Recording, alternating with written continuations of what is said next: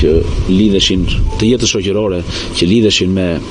por dhe të jetës ekonomike që lidheshin me fen, banorët e Goricës i kryenin ndoshta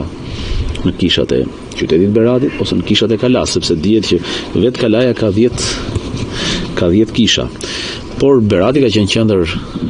e rëndësishme kishtare qysh prej shekullit 5, kur përmendet si peshkopat, por në vitin 1417 me pushtimin e Vlorës, Berati do të kthehet në mitropoli, që është një organizim i rëndësishëm i kishës, e cila është organizuar në dioqeza, zvendësi, në peshkopata dhe në metropoli. Kjo kishë është ndërtuar, është datohet në vitin 1864, pra Shën Spiridoni i Goricës. Është një kishë ose një bazilik e nivelit ose përmasave mesatare, portiku me harqe, ndodhet në pjesën veriore të kishës, e cila është vendosur me pamje nga Kalaja dhe nga një pjesë aty ku përfundon Mangalemi. Kisha është e pajisur me këmbanore, ku duken dhe simbolet fetare të krishterimi, një kryq i madh, është ndërtuar me gur gëlqeror, që Berati shumë i pasur me këtë lloj guri gëlqeror, pasi e favorizon edhe përbërja gjeologjike dhe relievi. Kisha është me tavan të rrafshët, është një kishë relativisht e ndërtuar në mesin e shekullit të 19 dhe që tregon që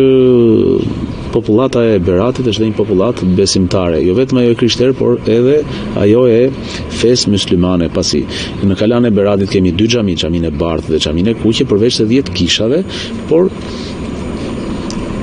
në Mangalem kemi dhe një xhami, një prej xhamive më të bukura të Beratit, që është xhamia e beqarve, një vepër e mirëfillt, jo vetëm arkitektonike, por edhe artistike. Këtu ndodhemi në qendër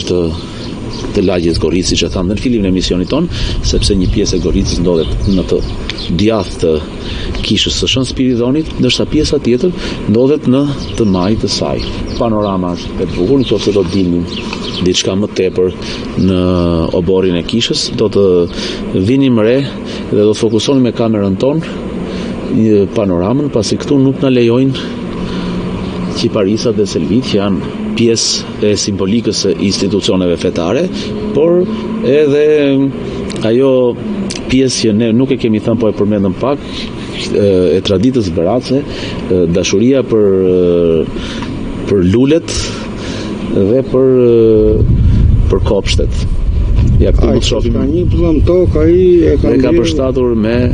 një sër lulesh ku dallojnë dhe rozmarinat e famshme. Pak më tej kemi dafin, një ulli që është një tjetër mbimë simboli i qytetit të Beratit, një palm që e ka vendosur paralelisht me dafinën.